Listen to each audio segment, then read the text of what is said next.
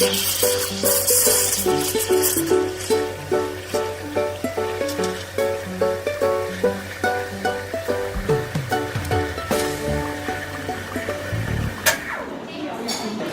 to Teaching Brewed. Today, we're going to be a little bit more personal, and we're going to tell our stories about the different kinds of tech that have transformed our teaching. Now, for me, my journey through the educational world started when I worked back in the Middle East. And I worked in the Middle East for 5 years, 2 different schools. And the first school was not one-to-one, but we initiated in certain units, allowing a BYOD program. And that was my first real major foray into that world. At the time, I was using a desktop PC. Old school. Did it have DOS on it? No, it didn't. It wasn't that old school. I'm not that old. Anyways, but it did have a Windows-based curriculum, Windows-based system, operating system, and it had a DVD-ROM drive in it, and you could record DVDs, and it was only about 5 or 6, probably 6, 7 years past, if you remember it, though, was it? The original MP3 downloading program. The icon was a cat. Napster. Napster. No, that was it. It was Napster. It was only about 6, that thing was almost gone at that point, but it still had a paid service. Poor Napster. Anyways, so we're going to talk about the stuff that's transformed it, and since then, I've seen stuff grow and grow and grow, and I've seen apps come and go and fade and be brought in, and we've seen tech, like hardware, come and go. Oh yeah, oh my goodness, yeah, stuff that they were like, yeah, this is the latest thing. It wasn't. It really wasn't. It faded off. Well, it was the latest, and then it was the late. Thankfully, not great. Anyways, so we're going to get into the stuff that has worked for us, but we're also going to mention some stuff that in the future might be valuable. One of the things that's common to both of us, and I think is really important to highlight to everybody that's listening, is that we took risks. Yeah. Like big time risks. And we had some big time fails. Oh my goodness, yes. There were things where I was doing stuff and then it would end up that 50% of the class weren't able to complete it. And then I was hooped because I didn't have grades for them. I mean, you're excited about this one app and you're excited about what it can do, and then done. Not useless. Yeah. There was a Google app that was a long time ago that allowed you to send questions. Google Moderator. Miserable failure. Thank you. Yes, Google Moderator. I tried it on 2 or 3 different classes. Tried it on parent nights. I was determined to try and make this thing work, and lo and behold, no, it did not. But then there's other ones that I tried a couple of times and I didn't think were still around, like todaysmeet.com. And lo and behold, I was at a conference recently, and it's still there. Yep. And the interface is identical to what it was 4 years ago, for better or for worse. I mean, this could be a couple of guys in their basement going, I suppose we should update Teach Me now. So, I mean, it's one of those things, right? It's sometimes the things that you think are gone really aren't. You just stop using them. Exactly. So, I mean, for me, G Suite, or what used to be called the Google Apps. Yeah. Huge transformative for me. It became so much easier to do so much. Yes, and most people would simply refer to this as it's Google Drive. Well, no, Google Drive is just one of the things on G Suite, but regardless, that is semantics. Yeah. So, yes, G Suite transformed how things are done to a great degree. And mostly because of the online sharing aspect of it. It was the first one to really do it well. It wasn't the first one to do it, but it was the first one to do it really well. And I remember using it.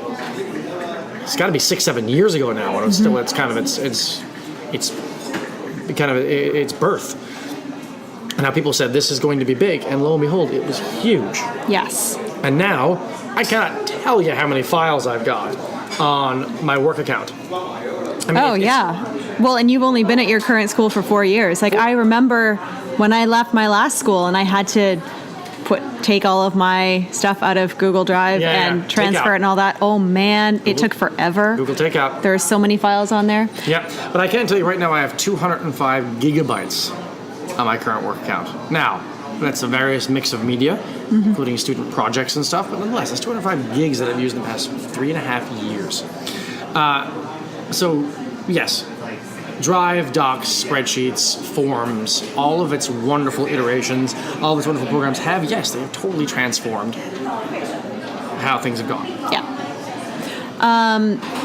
For me, as a specialist, I have really gotten into both Smart Music and Flat.io.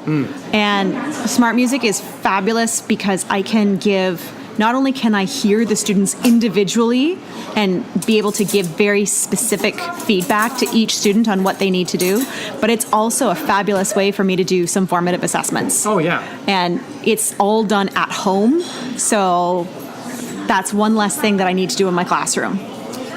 And I'm going to dive in briefly here. I mean, we're talking about individual things. I'm going to dive in briefly to, I've been using iPads for a few years, off and on, various degrees.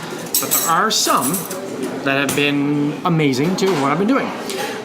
First one, Explain Everything. Phenomenal recording, understanding, great for getting formative assessments, great for getting summative assessments. Any subject area works great. Did you know they apparently just updated their pricing?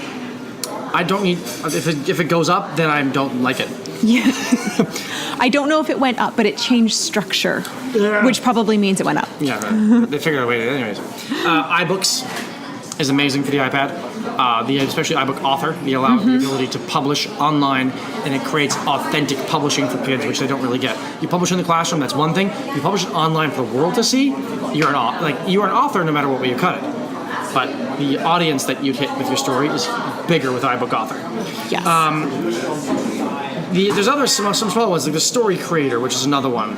Sushi Monster, which is a hilarious game for practicing math. Fact fluency. I know fluency is it's the lesser of the two in terms of like understanding versus fluency, but fluency is still encouraged and it's awesome. Then you have the ones like Toontastic. You've also got Little Bird Tales is one I used a long time ago. That was a great one. Personally, on my own iPad for work, I use one called OneNote. I'm giving Microsoft props on OneNote again, but I need to. The ability to record notes, especially with the pen, the ability to put pictures in it, the ability to put tables on it to create formatives, and it syncs up with your computer, so if you create it on the computer on OneNote, it's going to go right to the Mac. Awesome. Hey, if you do it right, then you deserve props for it. I agree. And I know, and a lot of schools heavily use things like Edmodo, Transform Learning. I know a lot of schools in particular love that program and really push it and really emphasize its utility. So that's a huge one. But it hasn't necessarily transformed my learning, but I know it's transformed a lot of people in the past. Yeah, that's a really good point, because what I would use and what you would use, there's very little overlap. Yes. And so it could very well be that what you use and then what your co-teacher across the hall uses, again, might not be at all the same. It's true. I mean, like, take the prime example. Simply using a grade book, like a planning book. I have a document that I use, but I know certain people use one called planedu.com. It's a plan book. It's an online plan book, and there's an iPad app for it and everything. I know a bunch of teachers at my school use that, and it's absolutely amazing. And it kind of runs on a similar looking interface to Google Calendars. Not quite the same, but a lot of people use that, and they adore it. So, yes, that one's not personal to me either, but I guarantee I'm going to try that one and give it a shot and see how it works. Other ones that would seem to be like really being pushed these days, a lot of schools are really loving Seesaw. Yes, I definitely wanted to do some Seesaw work. I was told no. So I'm just continuing to put stuff into their Google Drives. And in case you don't know what Seesaw is, Seesaw empowers students of any age to create, reflect, collaborate, and share. So that's right from the description on the App Store. It allows easy communication between home and school, and the stuff they create is really cool. They can do anything from like photos to videos to drawings, camera rolls, notes, everything. So it's a really, really useful tool. It can be done on the iPad as well as the iPhone.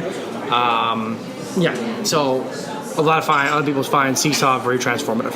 The other thing that's really big at this point, and I don't know if this is going to be a fad or not because I haven't been allowed to try it, but is Flipgrid. Yep. Lots of people on the Flipgrid bandwagon right now. Lots of people who are delving into technology for the first time, and they're going, hey, this Flipgrid thing, Yep. I'm liking this. What else could I be using? It's these short videos that they can make that you can interact with and you can comment on and stuff like that. Yeah, I've heard it's really good. Yeah, but like we could list off a million different apps here. Oh yeah, literally like.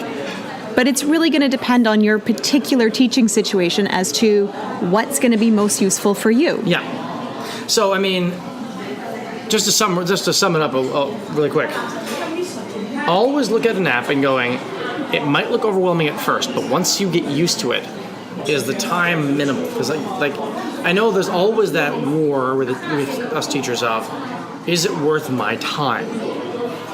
Well, is it not just worth your time, but does it help your students with their learning? Yeah. And that whole Apple suite, I love it. Yes. Because I can have kids, well, recently, being a music teacher, I had students download a 30-second clip that I had posted for them on Moodle, and then they needed to play that 30-second clip in iTunes while recording their voice and explaining to me what they were hearing in the music. So powerful, because so many of them would not be able to write all of these things out. But once they were hearing it and they were talking about it as they were hearing it, they did so much better. Yeah. So a little bit longer for me to set up and grade, so much more powerful for my students. So that's just it. For a lot of apps, it's the initial first few uses that take longer, and then once you get into the groove of using them, they're quick. And then they become, that's where you really see, you worked out your nuts and bolts, they've worked out theirs, and it really starts to go well. The other thing that you can look into that's been kind of transformative on my end too, I do a little bit of flipping in my classroom. Yeah. Not a whole lot, but I do a little bit. And yeah, those first couple videos that I made, they were 5-minute lessons and they took me an hour to create. But now I can whip them off so much faster. Yeah. And my kids, now that they know that I've got this YouTube channel, they will actually go on there looking for answers. And if it's not on there, they'll kind of come to me with almost an accusatory question. It's like, I had this question and I went to your YouTube channel and there wasn't an answer for me. And I was like, shame on you. I know, I'm so sorry. Shame on you. I'll get right on that. I mean, it's little stuff like that, like YouTube, even though it is technically under G Suite, and we mentioned G Suite already, is useful. Yeah. But like I said, we could go through a million different apps here, but these are the ones that we've found have transformed our learning over the past few years. And don't forget about your old favorite pencil and paper. That still transforms learning too. Never forget about that one, folks. Anyways. Go. Be experimenters. Go Noodle.